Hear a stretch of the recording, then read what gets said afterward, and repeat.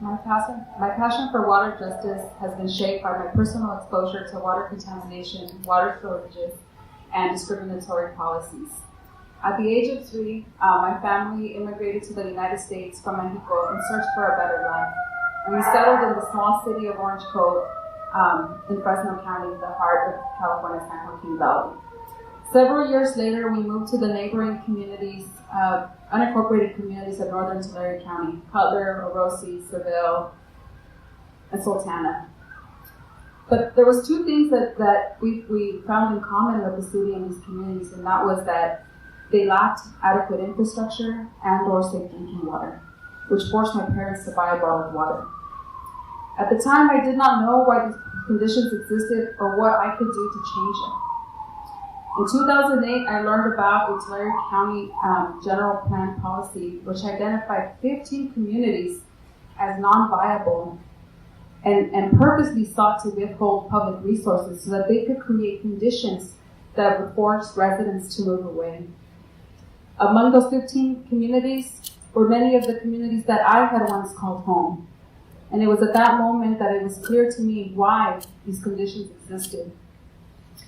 I became angry because I realized that a group of individuals that did not exemplify the families that live in these communities made a decision not to invest in our communities. They made a decision that it was okay for our communities to wither away.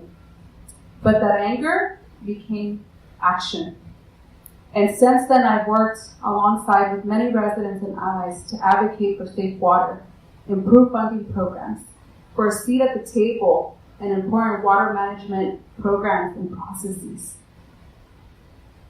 In 2012, I worked on the grassroots campaign to pass California's historic human right to water because it's unacceptable that families that make agriculture possible still lack safe drinking water.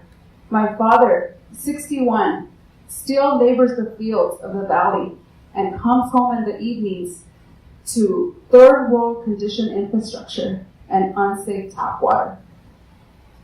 Over the years, I've worked with several communities to improve conditions, respond to the drought, including the community of Munson, which relied for years on contaminated wells and whose many wells went dry during the last drought. I worked with them to secure emergency funding to construct a new well, to install a distribution system and meters.